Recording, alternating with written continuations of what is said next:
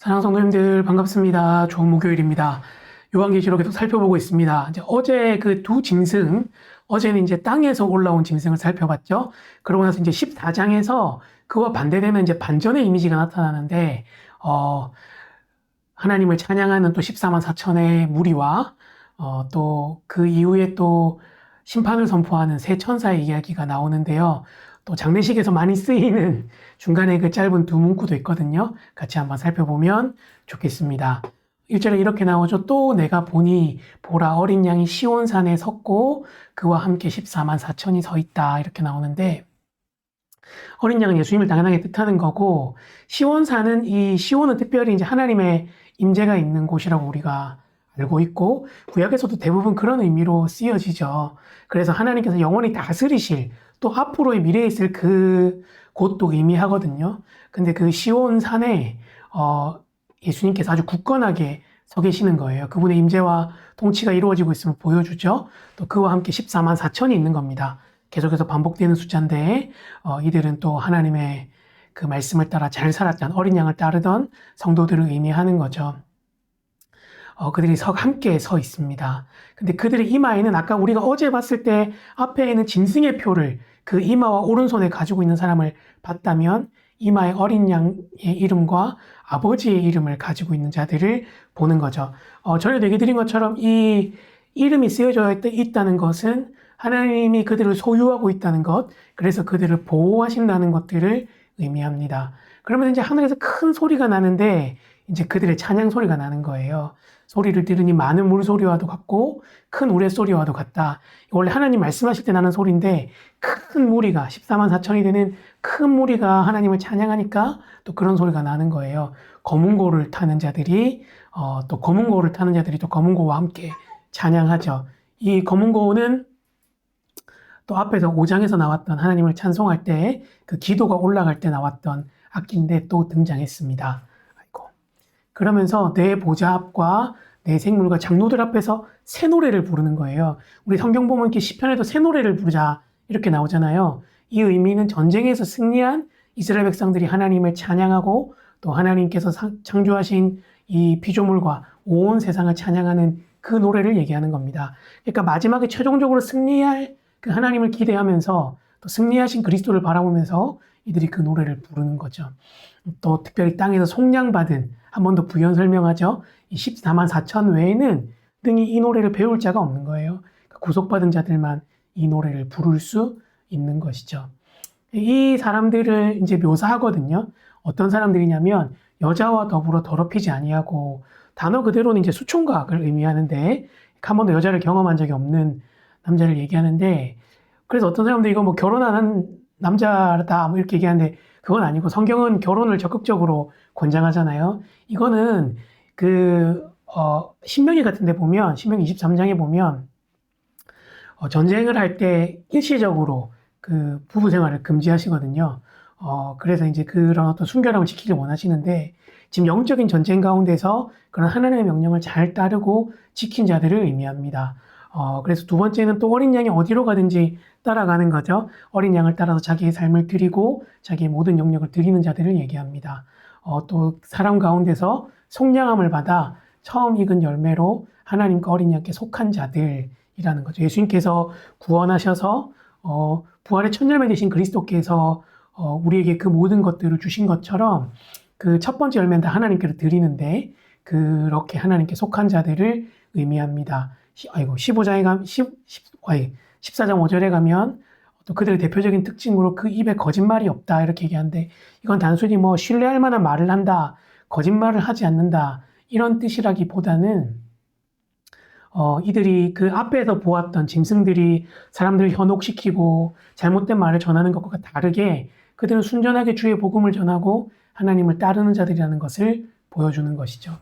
그리스도로 말미암아 흠이 없게 된 자라는 것들을 보여줍니다. 이후에 이제 이 세 천사가 나가면서 메시지를 선포하는데 심판의 메시지를 선포해요. 또 본의로 시작하죠. 다른 천사가 공중에 날아가는데 땅에 거주하는 자들, 곧 모든 민족과 종족과 방언과 백성들에게 전할 영원한 복음. 땅에 거하는 자들은 주로 심판받을 대상들을 얘기하는데 그들에게 전할 영원한 복음을 가지고 있는 겁니다. 근데 이 복음의 메시지가 조금 독특합니다. 이 복음의 메시지는 하나님의 공의와 심판에 대한 메시지죠. 그가 큰 음성으로 이르되 하나님을 두려워하며 그에게 영광을 돌리라고 이야기하는 거예요. 이는 그의 심판의 시간이 이르렀음이니 하늘과 땅과 바다와 물들의 근원을 만드신 이를 경배하라고 얘기하는 겁니다. 하나님을 두려워하고 우상이 아니라 하나님께 영광을 돌리고 하나님을 경배하지 않으면 그들에게 심판이 올 것이라는 것을 얘기하는 거죠. 어떤 학자들은 이제 이 부분을 가지고 한 번 더 그들에게 회개할 기회를 주시는 거라고 얘기하는데 어떤 면에서는 또 일리가 있다고 생각해요. 하나님은 또 자비와 긍휼을 보여주는 것이라고 할 수 있습니다. 두 번째 또 다른 천사가 얘기하되 무너졌다 무너졌도다 큰 성 바벨론이여 이렇게 얘기하는 거죠. 이거 사실은 이사야 21장 9절에 나오는 그 구절이거든요. 그것들을 차용해 오는데 모든 나라에게 그의 음행으로 말미암아 진노의 포도주를 먹이던 자다 이렇게 얘기하는데 이게 여러분 이제 그 바벨론은 사실은 여기서는 로마 제국을 의미하거든요. 바벨론도 그렇고 로마도 그렇고 자신들의 막강한 군사력과 경제력을 가지고 사람들에게 우상을 섬길 것을 얘기하고 하나님을 섬기지 못하게 했죠. 그래서 그렇게 하면 경제적인 부를 가져다 주고 안정을 주겠다고 얘기했습니다. 실제로 그것들이 굉장했죠. 그래서 그렇게 그것들을 따라 살다 보면 로마와 바벨론을 의지하며 살다 보면 하나님을 의지하는 법을 잊어버리게 되는 거죠. 하나님의 사람들도. 그래서 어떻게 보면 이들로 하여금 행음하게 만드는, 영적으로 간음하게 만드는 일들을 했던 것입니다. 그래서 그 포도주가 진노의 포도주였던 거예요. 그들이 당장 먹기에는 달콤할지 모르겠지만 그것이 결국은 심판을 초래하는 진노의 포도주였던 겁니다. 그래서 이제 셋째 천사가 또 나와서 이르되 큰 음성으로 이르죠. 누구든지 짐승과 그 우상에게 경배하고 이마에나 손에 표를 받으면 이 표현은 이 받으면이라는 건 현재적으로도 그 표를 가지고 있는 거예요. 앞에서 이렇게 하나님의 심판을 선포하고 복음을 선포했음에도 불구하고 여전히 우상에게 경배하고 그 손에 표를 가지고 있으면 이제는 하나님의 진노의 포도주를 마시는 겁니다. 근데 그 진노의 포도주는요, 전혀 물도 타지 않은 아주 원액 그대로의 쓰고 감당할 수 없는 그 아주 깊은 포도주를 얘기하는 거죠. 그래서 거룩한 천사들 앞과 어린 양 앞에서 불과 유황으로, 이거 심판을 보여주는 거죠. 앞에서도 이 불과 유황으로 있었던 그런 무저갱에서 올라온 우리가 괴물들을 봤는데 그런 걸 묘사하는 겁니다. 그러면서 연기가 세세토록 올라가는 거죠. 기도의 연기가 올라가는 것이 아니라 고난의 연기가 올라가는 겁니다.